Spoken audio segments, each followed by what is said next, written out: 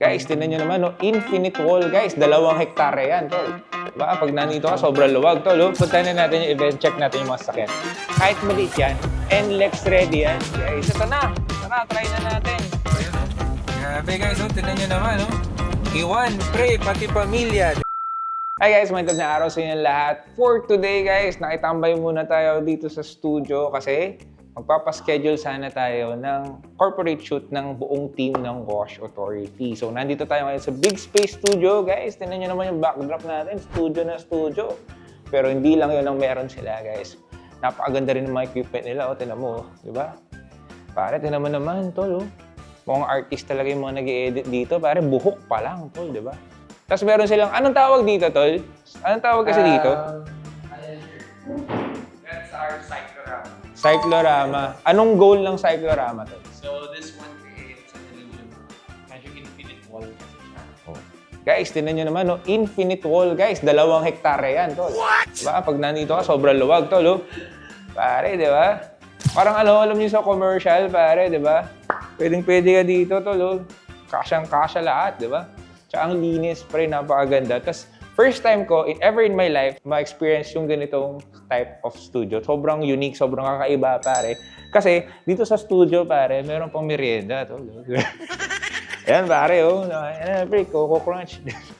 Ano sa tawag dito, pre? Star, ano? Honey stars. Honey Stars, pare, di ba? Honey Stars. So, tara, pare, maganda tayo. Merong nag-invite sa atin na dealership, no?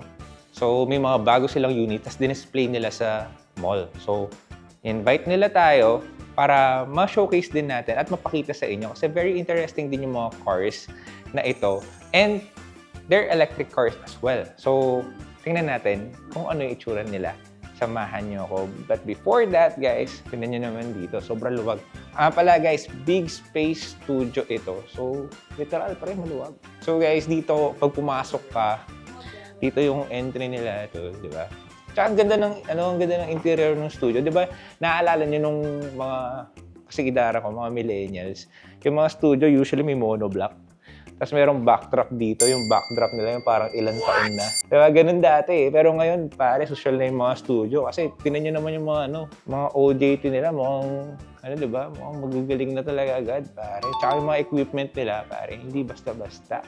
Plus, dito pa lang sa reception area nila, guys. Komportable, di ba? Tapos, social, pre, naka-Mac, tol. What? Naka-Mac, tol, di ba? Apple, pre. Mamahalin, pero premium. Wala yung mga tropa natin dito. Ayan, kung kailangan nyo palang magpa-book, guys, hanapin nyo lang si Napam. Silang bahala sa inyo, guys. Mabait yan. Mabait yan, di ba? Pinatambay niya ako dito ng kalahating araw. So, if you want to have your graduation photos book, pasyal kayo dito sa Big Space. Plus, hindi lang yun yung kinakater nila. Ay, kahit anong event pa yan, guys, di ba? Magpo-propose ka, di ba? Gusto mo lang ina-achieve ka, di ba? Nanalo ka sa kung ano man, nanalo ka sa wedding, pwede ka magpa-shoot dito. Alright, so, without further ado, guys, hanapin nyo lang sila pa. Medyo busy lang sila ngayon. Kung gusto nyo magpa-shoot, guys, Big Space Studio, I can highly recommend. Plus, hindi to sponsored, guys. Natuwa lang talaga ako sa studio nila kasi maganda talaga. Plus, very creative talaga yung mga tao dito. So, yun lang. Punta na tayo sa event sa SM. Tara! So guys, binigyan din tayo ng big space ng pruta. So, grabe oh. Tingnan nyo naman yung ubas. Strawberry, pre! Strawberry imported yan, tol. No? Pati mga ubas. Plus, pare, tingnan mo, ganda ng sticker nila. Very premium. Big Space Studio yan, tol, di ba? So tara, pare. Sobrang sarap kasi tumambay dun eh. Sobrang komportable ng studio, kaya ang hirap umalis. Pero punta na tayo dun sa event. So guys, nandito na tayo sa SM Clark, no? Nandito yung event ng car dealership na nabanggit ko sa inyo. Pero medyo nagugutom na kami. Kain muna tayo, guys. Tara, samahan nyo. So right now, nandito tayo sa Din Tai Fung. Kain muna tayo para mas marami tayong bala mamaya sa event. Tsaka mas marami tayong energy. Tara, samahan nyo kami.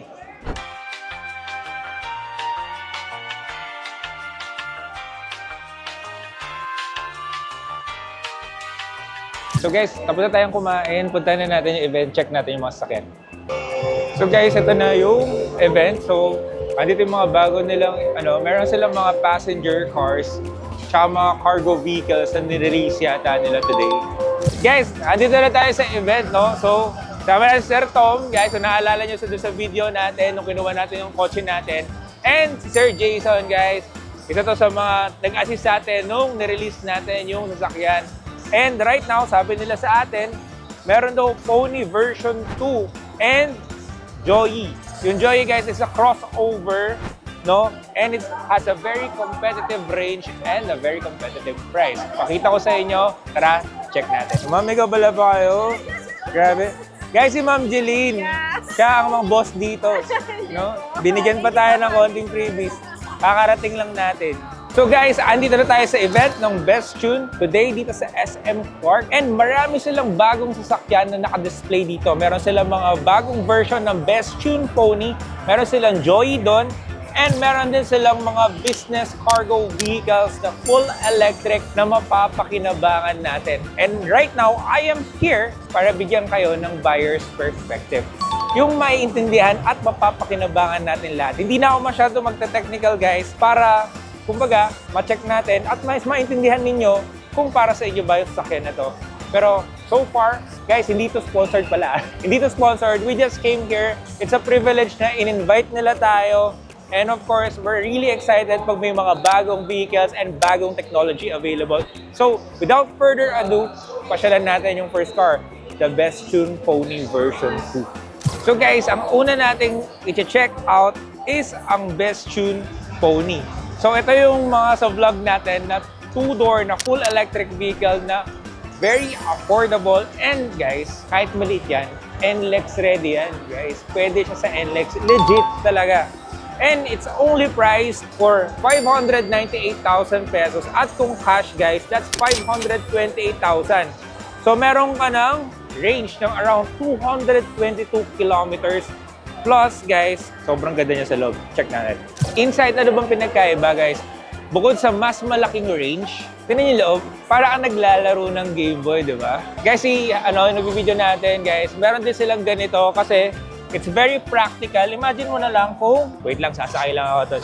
So imagine mo, guys, for example, babae ka, tapos gusto mong mag-try mag-drive at ayaw mo mag-spend ng ganong kalaking halaga. Plus, yung mga e-bike sa'yo, parang hindi siya safe at gusto mo na mas safe na vehicle, this car is for you. Kasi, una sa lahat, tinan nyo yung interior, very playful siya. At the same time, yung mga knobs niya, mag-e-enjoy ka din, no?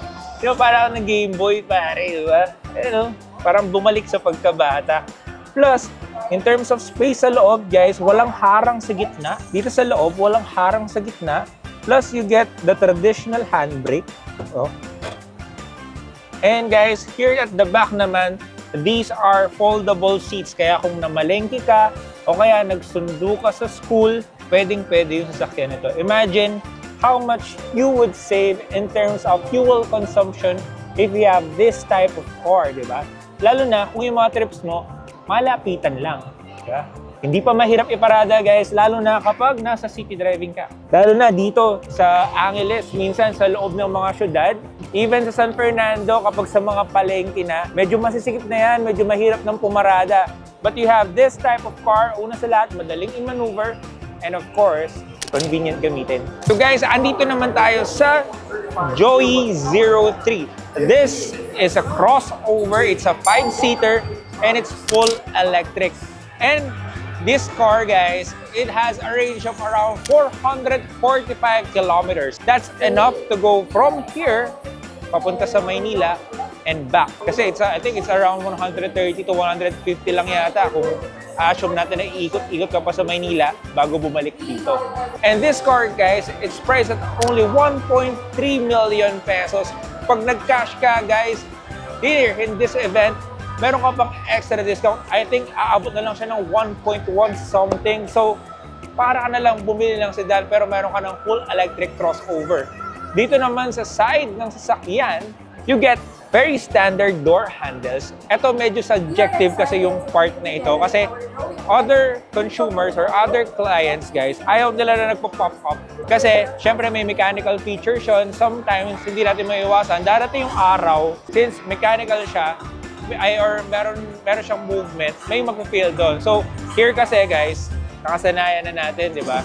Plus, kapag may mga emergency, ito kasi, may aksidente, agad mong mahihila. Yun kasi, kailangan magbukas muna bago mo mabuksan yung pinto. Dito naman sa loob, guys, isa to sa mga hate it or love it. Pero ako, mas gusto ko personally ng mga louvers na nahawakan.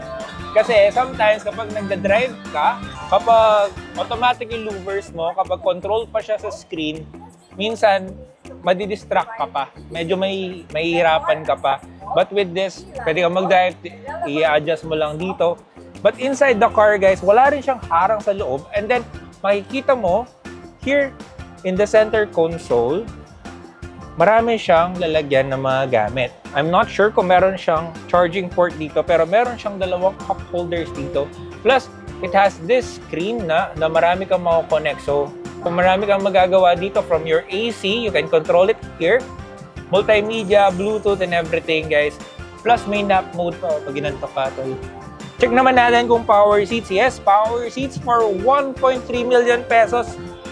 Naka-power seats ka na. Pero right now, guys, kung magka-cash ka, 1.1 lang yon. And it's pretty cozy inside din. Okay din siya. Very standard. Very standard yung car. Wala naman something na kaiba sa kanya, no? Plus pala, guys, here on top of the car, naka-sunroof na rin siya, guys. You would also have your own aircon vent dito. Pero isa lang siya, guys, ha? Hindi siya katulad ng iba ng mga split, no? But very thoughtful siya na may aircon vent sa loob kasi minsan, akala ng mga nagdadrive sa harap, lalo na sa mga first-time car buyers, ha? Minsan kasi yung mga nakaupo sa harap, nilalamigan na yan. Pero hindi nila naiisip yung sa likod, hindi masyadong nalalamigan. Kasi mas malayo na air conditioning. Kaya yung mga cars na merong air conditioning sa second row, malaking bagay yan para sa mga passengers sa likod. Dito naman sa likod, hindi naman siya ganun ka upright. Very comfortable siya. And you have enough legroom. Yung driving position ko kanina, at yun yung naka-settings dito, I am around 5'9", but here, I still have enough legroom kung makikita nyo. Kaya, no? Lubag pa rin, di ba? Ayan. Plus, yun lang. Mukhang wala siyang cup holders dito sa gitna. Tingnan natin, baka nandito. Hindi. Oh guys, meron pala din siyang charging port dito. No? So, you have a device. I think this is Type-C. Ask ko mamaya kung may ano. Pero for now, wala akong nakita cup holder dito sa second row. Dito lang siguro, side, may mga lalagyan lang. And sa likod, guys, check natin.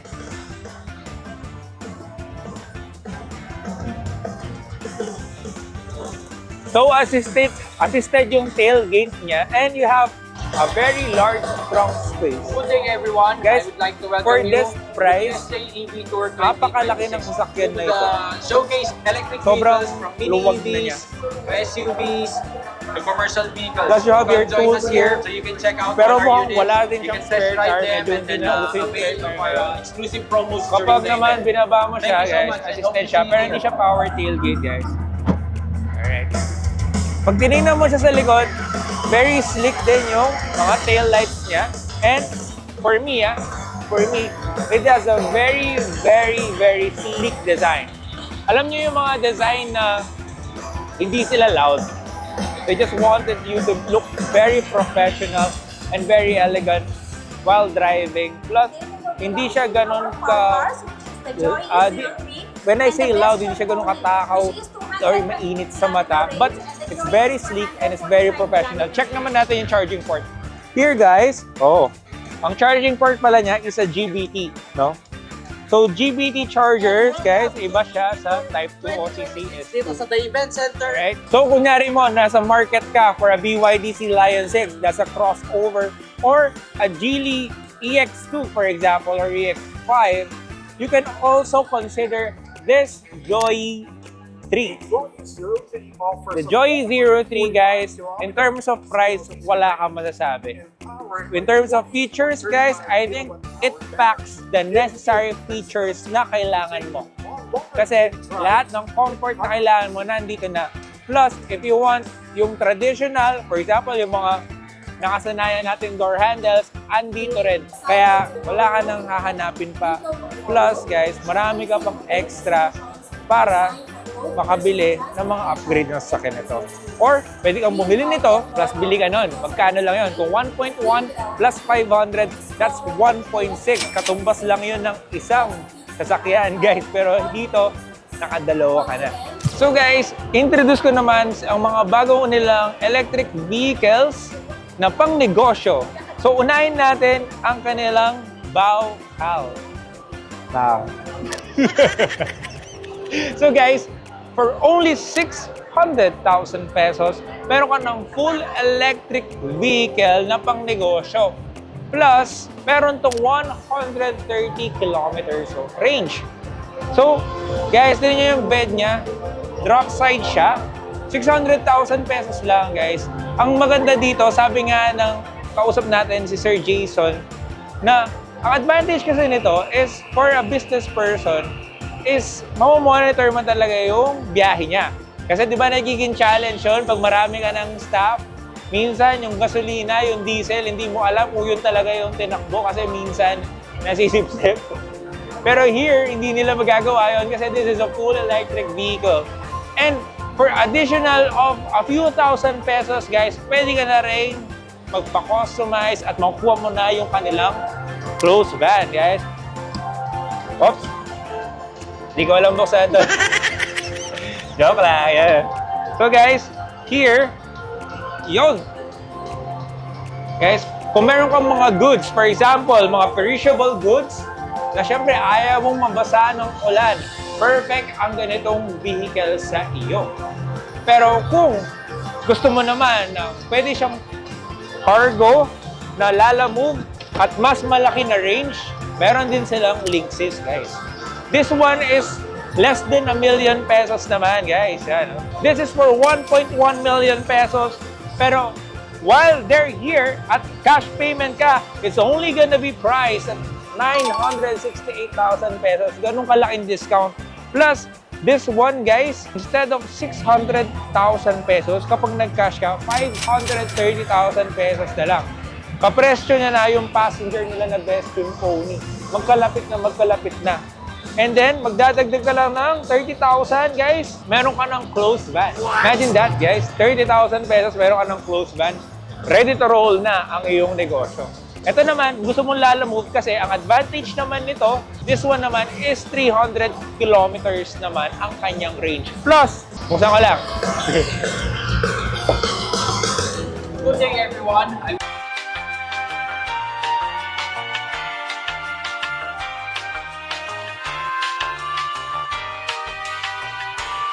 So, nagka-technical difficulties tayo, guys. Dalito tayo. Pero, this Linksys, guys, has a Type 2 charging port. Yan, no? Guys, CCS to siya. So, common dito sa Philippines ang charging port na to. Kaya hindi ka mahihirapan mag-charge. Diba? And, meron din siyang fast charging capability. Kaya, kung nagmamadali ka at marami kang biyahe, kung may mga fast chargers na available sa area mo, hindi ka mahihirapan, di ba? So, kung meron kang negosyo and ready ka na mag-full EV, gusto mo nang sumabay sa technology dahil gusto mong mas maging efficient ang negosyo mo at mas madaling bantayan, huwag ka na magdalawang isip, guys. Andito sila sa SM ngayon, QSJ Motors. Marami silang range ng B2B vehicles, depende sa iyong business needs. Inquire lang kayo sa kanila, but right now, guys, ang laki ng discount nila. Kaya ano pang hinihintay nyo? Punta na kayo dito.